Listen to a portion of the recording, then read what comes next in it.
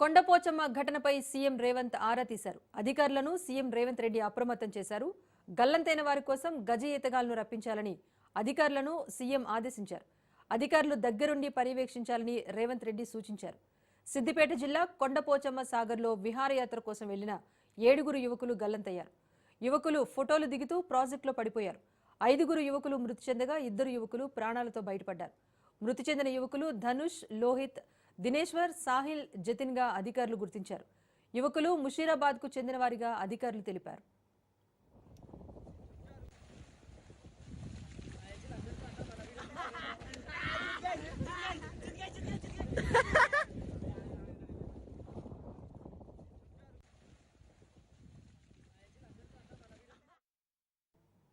కొండపోచమ్మ ఘటనపై సీఎం రేవంత్ ఆరా తీశారు. అధికారులను సీఎం రేవంత్ రెడ్డి అప్రమత్తం చేశారు.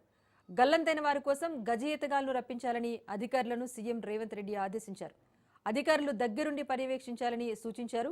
సిద్దిపేట జిల్లా కొండపోచమ్మ సాగర్లో విహారయాత్ర కోసం వెళ్లిన 7 యువకులు గల్లంతయ్యారు. యువకులు ఫోటోలు దిగుతూ ప్రాజెక్టులో పడిపోయారు. 5 యువకులు మృతి చెందగా 2 ప్రాణాలతో బయటపడ్డారు. మృతి చెందిన యువకులు ధనుష్, లోహిత్, దినేశ్వర్, సాహిల్, జతిన్ గా అధికారులు గుర్తించారు. యువకులు ముషీరాబాద్ కు చెందిన వారిగా అధికారులు తెలిపారు.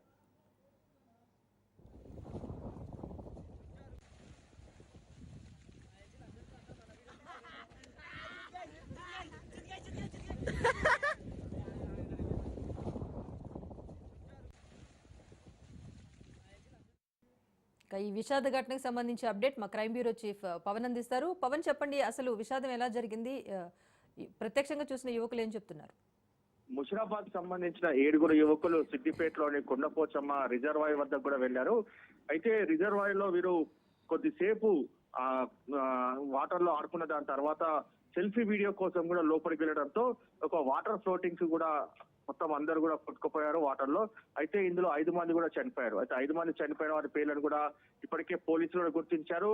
చనిపోయిన వారిలో మాత్రం ప్రధానంగా ధనుష్, లోహిత్, దినేష్, సాహిల్, జతిన్, దీనికి సంబంధించిన 5 చనిపోయినట్లుగా అయితే పోలీసులు గుర్తించారు. ఒక 2 మాత్రము ఆ యొక్క ప్రాణాలతో బయటపడ్డారు. వారు కూడా ఇబ్రహీం, మృగాంక్ అనే 2 కూడా దీనికి సంబంధించి వారు హాస్పిటల్ కూడా తరలించారు. అయితే ప్రధానంగా దీనిపైన ఈ యొక్క ఘటన పైన సీఎం రేవంత్ రెడ్డి కూడా స్పందించారు. వెంటనే గజ ఈతగాళ్లను కూడా రంగంలోకి దించాలని చెప్పి కూడా అధికారులకు సీఎం రేవంత్ రెడ్డి కూడా ఆదేశాలు జారీ చేయడంతో గజ ఈతగాళ్లను కూడా రంగంలోకి దించారు. అంతేకాకుండా స్థానికంగా ఉన్న పోలీసులు కూడా ఈ యొక్క కొండపోచమ్మ రిజర్వాయర్ వద్ద కూడా చేరుకొని ఈ యొక్క మృతదేహాలను వెలికి తీయడానికి కూడా దీనికి సంబంధించి గాలింపు చర్యలు కూడా చేపడుతున్నారు.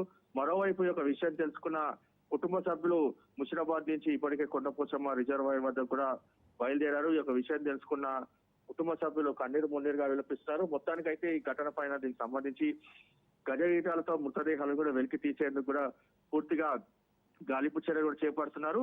అయితే దీనిపైన సీఎం రేవంత్ రెడ్డి కూడా స్పందించిన నేపథ్యంలో ఈ యొక్క దీనికి సంబంధించి ఎవరైతే 2 ఉన్నారో వారికి మెరుగైన ట్రీట్మెంట్ కూడా అందించాలని చెప్పి కూడా ఇటు సీఎం రేవంత్ రెడ్డి కూడా ఆదేశాలు జారీ చేశారు. Right, thank you Pawan.